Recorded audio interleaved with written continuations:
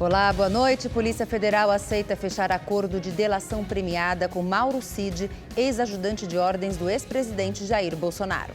O militar é investigado em uma série de operações da PF, entre elas a que apura a venda ilegal de joias do acervo da Presidência da República. E você vai ver também.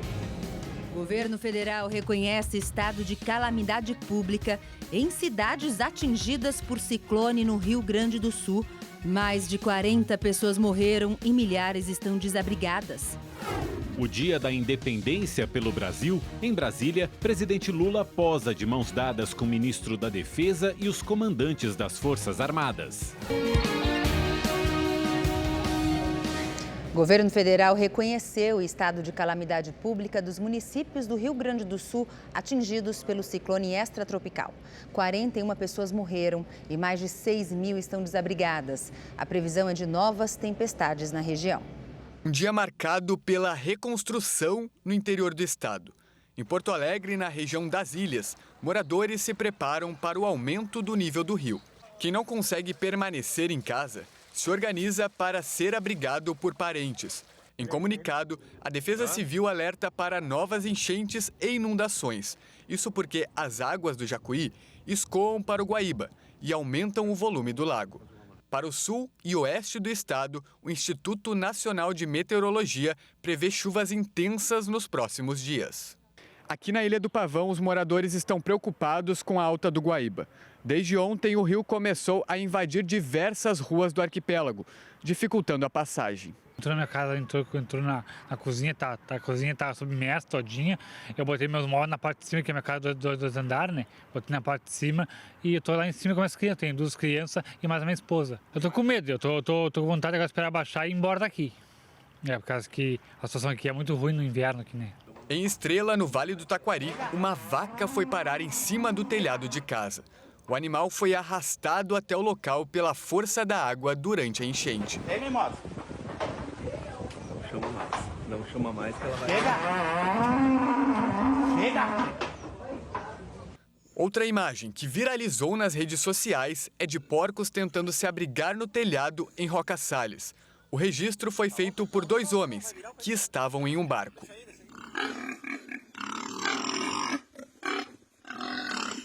No total, o governo estima que mais de 62 mil pessoas foram afetadas de alguma forma. Hoje, o governo federal reconheceu o estado de calamidade pública dos municípios gaúchos, atingidos pela passagem do ciclone extratropical. Com o reconhecimento federal, 79 municípios estão aptos a solicitar recursos para assistência à população. Que drama! O número de usuários de drogas no mundo vem aumentando a cada ano. Um levantamento da ONU mostra que quase 300 milhões de pessoas já fizeram uso de algum tipo de substância ilegal. Deixar o vício é uma luta não só do usuário. As famílias dos dependentes químicos também precisam de ajuda. O filho da Selma tem 30 anos e é usuário de drogas. A gente não sabe bem como é que lida, porque as pessoas não dormem quando estão sob o efeito das drogas pesadas, né? Selma precisou procurar ajuda e encontrou apoio no Espaço Prevenir, em São José dos Campos, no interior de São Paulo. Eu pude perceber que eu estava sendo manipulada, porque o dependente químico ele tem as suas maneiras de estar manipulando os familiares. Eu quero que ele deixe de usar, eu não quero participar e nem ajudar, eu quero ajudar ele a deixar de usar, né? Não é fácil, é devagar, mas eu estou confiante. Nós acolhemos, né? A psicóloga ouve, dependendo das demandas tem assistente social também, e a pedagoga para que a gente possa fazer essa construção, né, desse conhecimento do que é a doença. Segundo um relatório do Escritório da ONU para Drogas e Crimes, divulgado em junho deste ano, em 2021, quase 300 milhões de pessoas fizeram uso de algum tipo de substância ilegal no mundo, um crescimento de 23% em 10 anos. Na mesma época, aumentou em 45% o número de pessoas que sofrem transtornos associados ao uso de drogas. No Brasil, a droga mais consumida é a maconha. 7,7% das pessoas entre 12 e 65 anos já consumiram maconha pelo menos uma vez na vida. Em segundo lugar vem a cocaína, droga que já foi utilizada por 3,1% pela mesma faixa de público. A Amanda tem 4 filhos e deixou de usar droga há cerca de 6 meses. O desafio agora é outro. Como uma mulher pode retomar a vida depois do tratamento? As dificuldades são muitas. Vão desde conseguir uma creche para os filhos até fazer novos amigos, por exemplo. Em espaços como este, quem está livre do vício há algum tempo encontra suporte, encontra apoio para retomar o convívio social. É fundamental ter esse espaço onde terão profissionais, psicólogos, psicoterapeutas, uma rede grande de profissionais para atender essas famílias, para a gente poder auxiliar essas famílias. Com as sessões de terapia, Amanda já conseguiu emprego e vive num abrigo para dependentes que não usam drogas há mais de 6 meses. A presença do filho tem sido fundamental para o tratamento. E 6 meses que eu não vejo a minha família, só por chamada de vídeo. Eu vejo as meninas tendo visita. Eu só tenho a visita do pai dele, então, querendo ou não, abala um pouco. Mas aí eu falo, opa, meu pedacinho está aqui. Há um benefício tanto para a mãe, que está internada e que pode, então, permanecer com a sua criança e ter um sucesso maior no seu tratamento. E também essa situação traz um benefício para a criança que não se afasta da sua mãe quando ela está no processo de tratamento.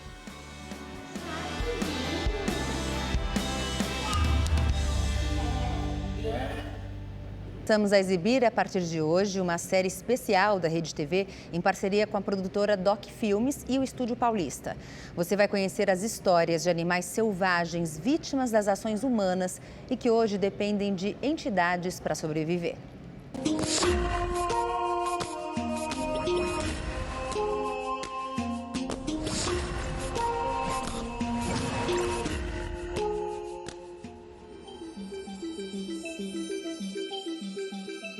Onças,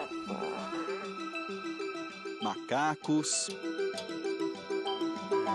aves silvestres. Animais diferentes, mas com histórias bem parecidas. Vítimas da crueldade humana. O caso do funcho, que foi um saguizinho e que foi cegado com cigarro para que ele fosse vendido como se ele fosse mais manso. Produto de tráfico. Ou alvo de maus tratos. Muitos têm sequelas físicas, porque perderam um membro, um rabo, uma asa, coisas assim, como também sequelas até psíquicas. Espécies raras, símbolo da biodiversidade brasileira, cada vez mais ameaçadas por um capricho do homem. Só porque nós nos colocamos como superiores, nós nos damos o direito de aprisionar outros animais, né? Isso está certo? É uma questão de reflexão. Com poucos dias de vida, Gabriel já chega ao mundo assim, reclamando. Minha nossa, parece que tá mal. Calma. A mãe do filhote de onça pintada é Potira, de 9 anos. Nunca tinha sido mãe, ela cruzou com outro macho, também proveniente do Amazonas. Todos eles, pai, mãe e filho, moram no abrigo Mata Ciliar, que fica em Jundiaí, interior de São Paulo.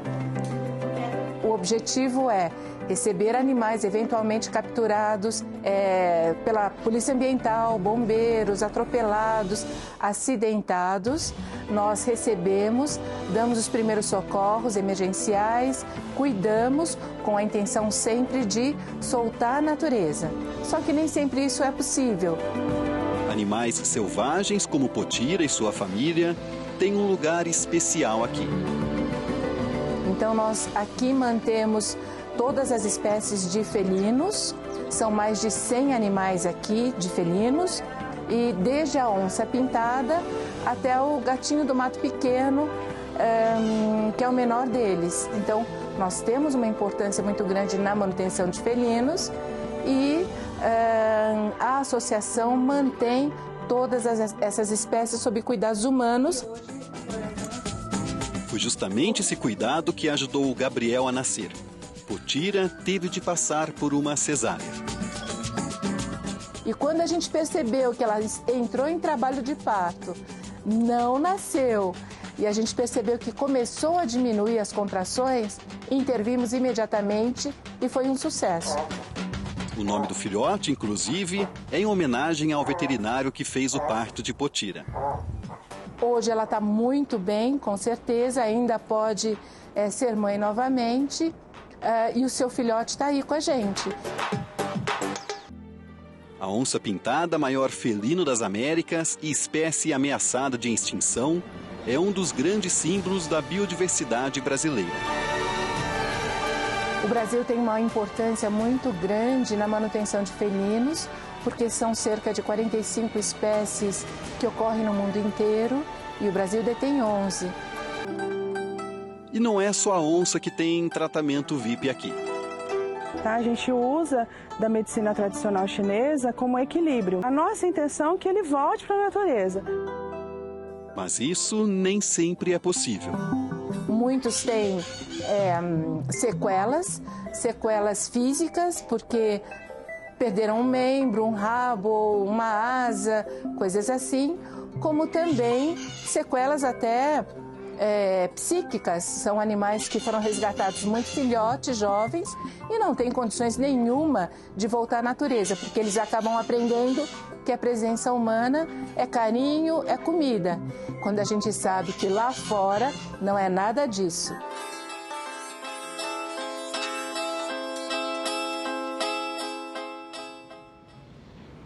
E nós voltamos em 30 segundos.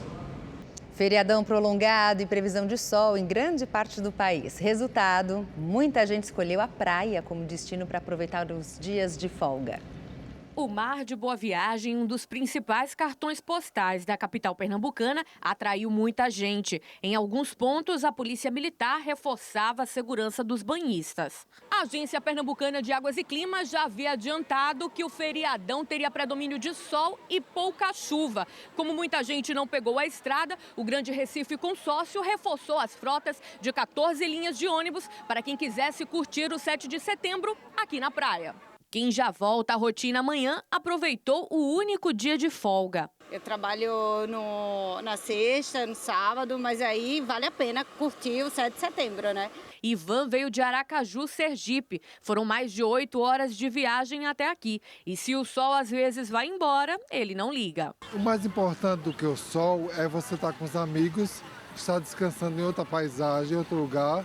E é isso, a gente sempre vem para cá para ver os amigos, descansar e curtir um pouco a cidade. Feriado também é uma oportunidade para os vendedores ambulantes faturarem mais. Matheus é só gratidão. Tá saindo assim direitinho, graças a Deus. Essa turma boa aqui de Recife, a praia solzão desse, graças a Deus. O pessoal bem receptivo, entende, compra, compreende o trabalho das pessoas que trabalham na praia vendendo, que é uma luta danada. É uma batalha muito grande, mas está tudo dando certo. Isso aí. As tatuagens já foram associadas à criminalidade, já foram motivo de muito preconceito por parte da sociedade, mas esse cenário mudou. Tanto que o Brasil é hoje um dos países com maior número de adeptos dessa arte no corpo. Frases, números, símbolos ou figuras. Ter uma tatuagem é cada vez mais comum. E seja qual for o estilo, eles desenham. E se a lápis ou a tinta a óleo o desenho se torna arte, na agulha não é diferente. Hoje, um tatuador também é considerado um artista. E um artista ainda que tem muito na bagagem, porque a gente tem que aprender sobre desenho a lápis, tem que aprender sobre desenho a óleo, pintura a óleo, anatomia, estética, realismo. Então a gente tem que estudar todos os estilos, então é um longo percurso para o cara conseguir chegar a uma excelência num trabalho assim. A Alana tem 25 anos e já perdeu as contas de quantas tatuagens tem pelo corpo. Dessa vez, ela escolheu esse tigre para fazer na perna. A primeira tatuagem que eu fiz foi de uma banda que eu gostava muito, né? Eu era bem adolescente ainda, então desde então, depois que eu fiz a primeira e comecei, nunca mais parei. Um levantamento de um instituto da Alemanha revelou que Itália, Suécia, Estados Unidos, Argentina e Austrália são os 5 países onde mais se tatuam no mundo. Possuem de 40% a 50% da população tatuada. Já o Brasil ocupa atualmente a 9ª colocação neste ranking. Segundo a pesquisa, 30% dos brasileiros têm pelo menos uma tatuagem. A prova do interesse nacional pelas tatus é o fato de que, mesmo durante a pandemia, o número de novos estúdios cresceu. Segundo o Sebrae, a quantidade de estabelecimentos do gênero subiu de 5.000 em 2019 para mais de 6.700 no ano passado. São Paulo, Minas Gerais e Rio de Janeiro são as cidades que lideram a abertura de novos negócios. Muitas pessoas que eram de outras áreas, né, de outros setores, acabaram migrando para a tatuagem e para o piercing, por ser um mercado que está em grande crescimento, né, porque tem um investimento que não é tão alto para iniciar na profissão e com uma rentabilidade alta e rápida, né. E é claro que eu não poderia terminar essa reportagem sem antes fazer a minha tatuagem. Pode ir lá. E aí, gostaram? Gabi, Mauro, tá aprovada a tatuagem? Super aprovada. Gostei. Corajoso. Quero ver pessoalmente para ver se é para valer mesmo. Vamos ver se é isso. definitivo. E o Rede TV News faz uma rápida pausa e volta já. E o Rede TV News volta já. O governo comentou o mal-estar gerado pelo anúncio da reforma ministerial e a saída de Ana Moser do Ministério do Esporte. Nas redes sociais, Ana Moser ainda aparece como ministra do Esporte. No início da tarde, ela comentou sobre a saída do ministério. Disse que teve pouco tempo para mudar a realidade do esporte no Brasil e agradeceu aos que estiveram com ela, percorrendo o caminho que chamou de curto e árduo. Na noite desta quarta, quando o governo oficializou a mudança no comando do esporte, não citou o nome de Ana Moser, nem agradeceu a ela pelos 8 meses de trabalho. A equipe do Ministério do Esporte publicou uma nota logo em seguida. A mensagem diz que a gestão vê com tristeza e consternação a interrupção temporária de uma política pública de esporte inclusiva, democrática e igualitária no governo federal, mas entende que esse caminho apenas começou a ser trilhado. Hoje cedo, antes do desfile da independência, o ministro das Relações Institucionais, Alexandre Padilha, afirmou que o governo vai cumprir os compromissos de campanha para o esporte, mesmo após substituir a ex-atleta Ana Moser pelo deputado federal André Fufuca. Podemos estar tendo uma mudança dos jogadores que estão em quadra, mas não muda a estratégia, o plano tático e os objetivos do time. No próprio vôlei, às vezes acontece do treinador ter que tirar, num certo momento do jogo, a sua maior ponta de rede para colocar um líbero, para melhorar a defesa, melhorar o passe. A troca ministerial inclui também a pasta de portos e aeroportos. Sai Márcio França e entra Silvio Costa Filho. E o comando do Ministério da Micro e Pequena Empresa, que será criado nos próximos dias, fica com Márcio França. A presença de deputados indicados pelas suas bancadas para compor os ministérios tem um peso político importante para a gente, inclusive, garantir que os compromissos todos assumidos pelo presidente Lula sejam cumpridos. Garante a governabilidade para cumprir os compromissos. O Grito dos Excluídos, organizado por movimentos sociais e sindicais, reuniu milhares de pessoas em todo o país. A ação é um contraponto ao Grito do Ipiranga e chama a atenção para os problemas sociais enfrentados principalmente pela população mais vulnerável. O tema do evento, que está completando 29 anos, é "Você tem fome e sede de quê?". Entre as capitais que registraram o ato estão São Paulo, Belo Horizonte, Curitiba, Porto Alegre e Belém. O desfile de 7 de setembro, nesse primeiro ano do novo governo Lula, contou com a participação dos chefes das Forças Armadas e de ministros. A cerimônia destacou a ciência, a paz e a defesa da Amazônia. Cerca de 50 mil pessoas acompanharam o desfile da independência na esplanada dos ministérios. O presidente Lula e a primeira-dama Janja desfilaram no tradicional Rolls Royce. Depois, o comando militar iniciou a festividade. General de divisão Ricardo Piai Carmona, comandante militar do Planalto, solicito permissão a Vossa Excelência para dar início ao desfile cívico-militar em comemoração ao 101º ano da independência do Brasil. Permissão concedida. Crianças e adolescentes de escolas públicas de Brasília se apresentaram primeiro. Em seguida, vieram os militares com tanques de guerra e viaturas. Mesmo sem discursar, o presidente Lula passou a mensagem de respeito às Forças Armadas ao posar de mãos dadas com o ministro da Defesa, José Múcio Monteiro, e os comandantes do Exército, da Aeronáutica e da Marinha. Pela primeira vez, o Zé Gotinha participou da cerimônia. O mascote da campanha de vacinação no país desfilou no carro do Corpo de Bombeiros. As mulheres que integram as Forças Armadas também estavam presentes. E 6 militares indígenas celebraram a independência em várias línguas. 2.500 policiais militares reforçaram a segurança na esplanada dos ministérios. Com o tema Democracia, Soberania e União, o desfile da independência deste ano contou com a participação de mais de 1.000 pessoas marchando aqui na esplanada dos ministérios. Estudantes e militares das Forças Armadas, do Corpo de Bombeiros e da Polícia Militar do Distrito Federal se apresentaram para o público presente e para as autoridades dos 3 poderes brasileiros que acompanharam ao desfile daquela arquibancada. Na tribuna de honra, além de Lula e Janja, estavam o presidente do Congresso Nacional, Rodrigo Pacheco, a presidente da Suprema Corte, ministra Rosa Weber, e o vice-presidente Geraldo Alckmin. A gente devolver para o povo brasileiro o 7 de setembro como uma data de toda a nação, reafirmar a data da nossa independência, da nossa soberania, da democracia, as instituições todas funcionando normalmente para que a gente possa restabelecer o ambiente de normalidade democrática no país. E é claro que teve o show das aeronaves militares. A Esquadrilha da Fumaça é sempre um dos momentos mais aguardados. Uma câmera instalada dentro de uma aeronave captou a esplanada dos ministérios de um ângulo não tão conhecido pela maioria dos brasileiros. Nós somos de Olinda, Pernambuco, e viemos passar o feriadão aqui em Brasília e aproveitar e trazer a família para curtir o desfile numa data tão importante para o nosso país. Muito tempo que eu não vinha, né? E hoje deu vontade de vir, né?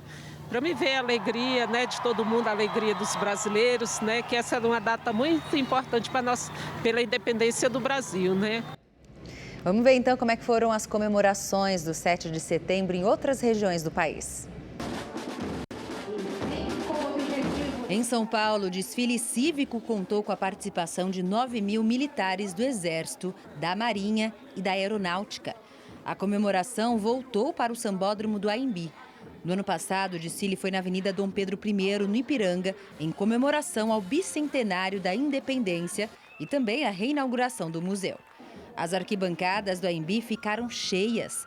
O governador de São Paulo, Tarcísio de Freitas, do Republicanos, e o prefeito da capital paulista, Ricardo Nunes, do MDB, participaram. Apesar de existir uma lei que obriga o hasteamento da bandeira nacional, a cerimônia não aconteceu. Segundo o prefeito, o mastro do Sambódromo está em manutenção. No Rio de Janeiro, mesmo com o tempo nublado e chuva, centenas de pessoas assistiram ao desfile. A festa voltou para o centro da cidade. No ano passado, foi em Copacabana, na Zona Sul. Uma das atrações foi a cavalaria. O governador do Rio, Cláudio Castro, desfilou em um blindado anfíbio do Exército. Além de militares das Forças Armadas, desfilaram representantes de escolas e entidades civis. No Recife, o desfile cívico aconteceu na avenida, na zona sul da cidade. Cerca de 1.300 estudantes da rede estadual de ensino abriram a Parada da Independência. Segundo o Comando Militar do Nordeste, 3.368 homens da Marinha, Exército e Aeronáutica participaram do evento, que contou ainda com a apresentação da Polícia Militar e do Corpo de Bombeiros de Pernambuco. Em Belo Horizonte, muitas famílias, a maioria com crianças com a bandeira do Brasil, acompanharam o desfile. O governador de Minas Gerais, Romeu Zema, está em viagem oficial na Itália e foi representado pelo governador em exercício, Matheus Simões. Cerca de 3.000 integrantes das Forças Armadas e Segurança do Estado participaram do desfile na região central de BH. Entre os destaques, algumas viaturas antigas e a presença dos soldados que lutaram na Segunda Guerra Mundial ao lado das forças aliadas. Este 7 de setembro teve como marca a diminuição do caráter político que foi dado ao Dia da Independência nos últimos anos na gestão do ex-presidente Jair Bolsonaro. Agora, a independência de nada vale se não tivermos liberdade. Essa por tantas e tantas vezes ameaçadas por brasileiros que não têm outro propósito a não ser o poder pelo poder. Não podemos continuar aceitando que uma pessoa específica da região dos três poderes continue barbarizando a nossa população.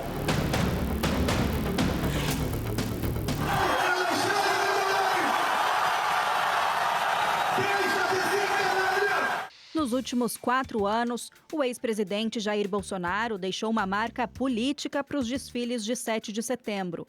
Segundo especialistas, o tom foi de fortalecer o militarismo e usar a data como palanque eleitoral. Uma parte do discurso do ex-presidente estava sempre ligado a 2 elementos. Primeiro, essa questão nacionalista, então a retomada desse sentimento, a busca por usar o nacionalismo como uma estratégia política para legitimar o seu processo. Isso aparecia também muito na estética, no uso das cores verde e amarelo, e aí a data 7 de setembro se mostrou um espaço muito importante para essa estratégia. E o segundo ponto, a associação entre a sua administração e as Forças Armadas. Em 2019, primeiro ano do 7 de setembro na gestão Bolsonaro, o ex-presidente não discursou, mas participou do desfile.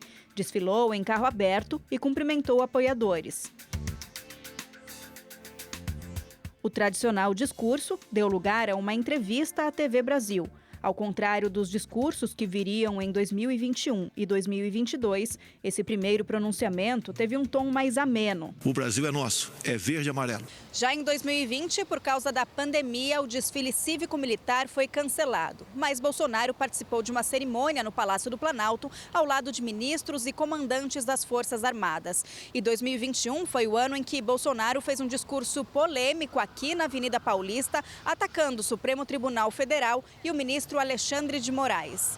Dizer a esse ministro que ele tem tempo ainda para se redimir. Tem tempo ainda de arquivar seus inquéritos. Ou melhor, acabou o tempo dele. Salve Alexandre de Moraes! Deixa de se enganar! Os ataques também se repetiram em Brasília. Não podemos continuar aceitando que uma pessoa específica da região dos três poderes continue barbarizando a nossa população. O que acontece é que no 7 de setembro de 2021, a gente tem uma mudança muito importante, que é a utilização do 7 de setembro em uma manifestação em que um chefe de Estado diz, e Bolsonaro chegou a dizer isso, que não obedeceria à ordem judicial, o que é, enfim, uma posição, uma situação democrática muito grave. Dias depois do discurso, Bolsonaro divulgou uma declaração à nação a conselho do ex-presidente Michel Temer. Ele afirmou que nunca teve intenção de agredir quaisquer dos poderes e que as pessoas que exercem o poder não têm o direito de esticar a corda a ponto de prejudicar a vida dos brasileiros e sua economia. O 7 de setembro de 2021, ele acabou tendo repercussões, né? Acabou tendo, digamos, uma reação das instituições, uma posição da sociedade brasileira, mas principalmente das autoridades e das instituições, de que aquele tipo de comportamento ele não seria aceitável num regime democrático. O que acontece, a meu ver, é que em 2022 há uma espécie de recuo dessa perspectiva. No ano passado, durante discurso, Bolsonaro citou drogas, aborto, ideologia de gênero, propriedade privada, corrupção e atacou a imprensa. Foi quando se intitulou imbrochável. O ex-presidente também contou com apoiadores no palanque pedindo votos para a eleição. Imbrochável, imbrochável, a vontade do povo se fará presente no próximo dia 2 de outubro.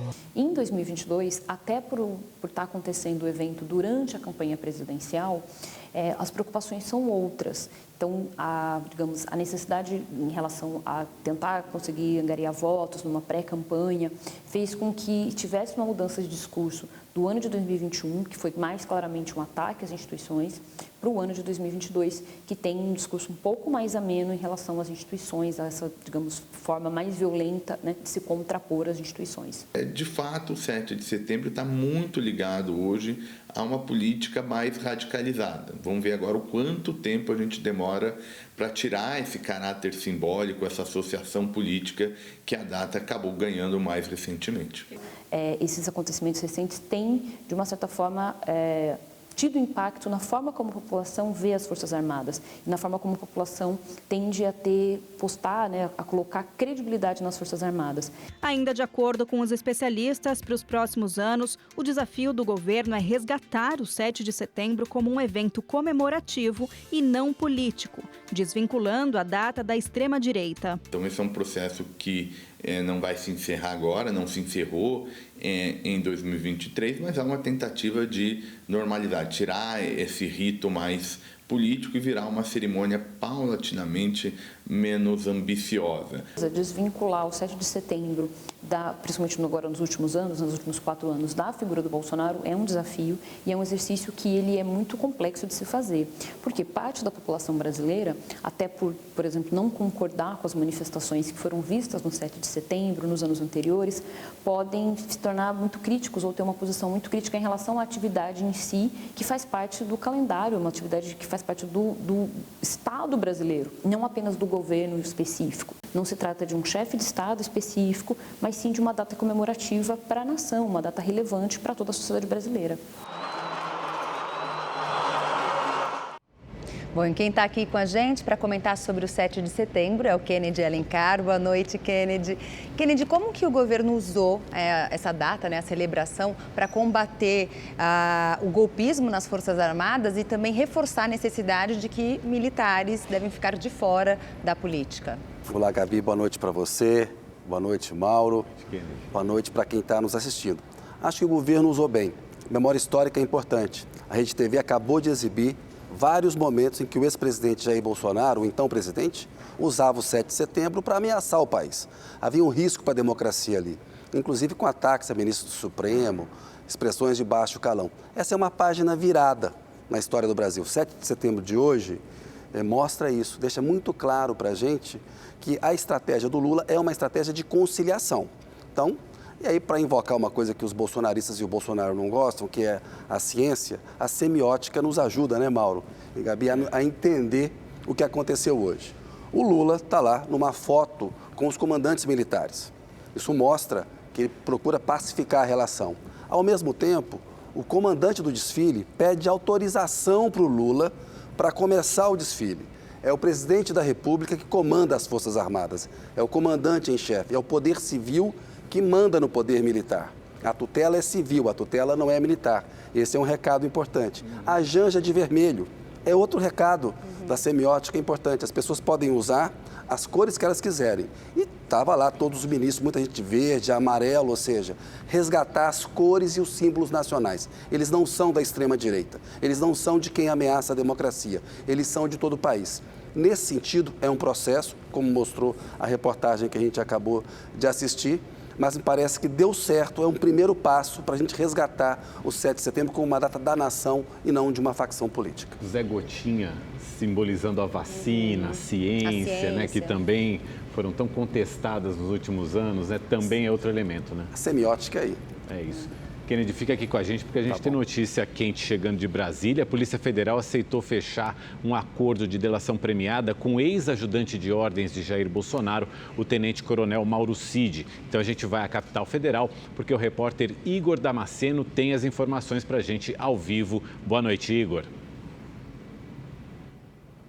Oi, pessoal, boa noite a vocês, boa noite a todos que nos acompanham. O próximo passo agora é o ministro Alexandre de Moraes, do Supremo Tribunal Federal, analisar o acordo de delação premiada e decidir se vai confirmar ou não essa delação. A informação de bastidor que nós temos é que Mauro Cid foi até o STF e se reuniu com o juiz de gabinete de Moraes. Ainda não há informações sobre a decisão do ministro. Na semana passada, Mauro Cid esteve aqui na Polícia Federal e prestou depoimento por mais de 10 horas.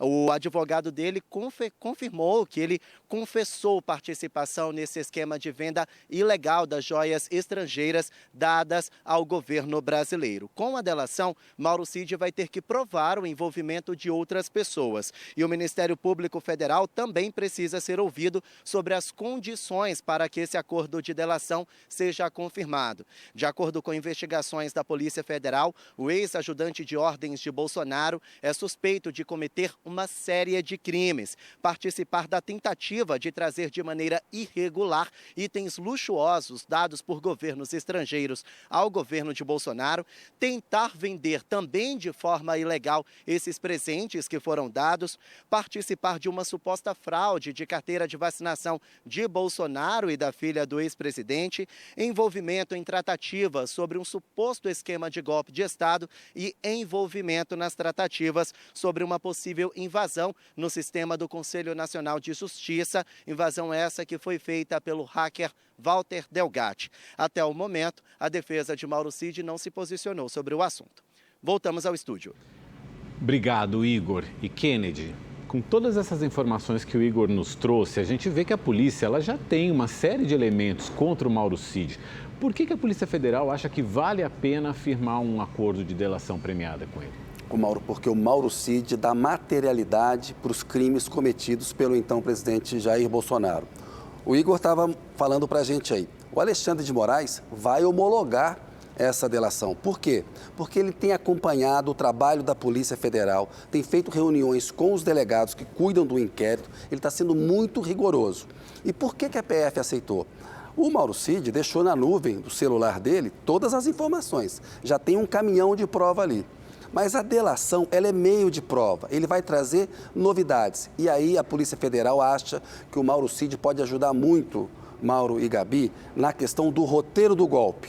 Como que o Bolsonaro se posicionou e articulou, desde antes da eleição, como a gente via com as ameaças no 7 de setembro, depois quando perdeu a eleição ficou calado e dava recados de que alguma coisa podia acontecer, como que houve uma articulação até o 8 de janeiro, que foi uma tentativa de golpe fracassada. Portanto, a Polícia Federal está indo com cuidado, procurando criar materialidade e o Mauro Cid dá uma outra coisa, dá mais credibilidade para a acusação.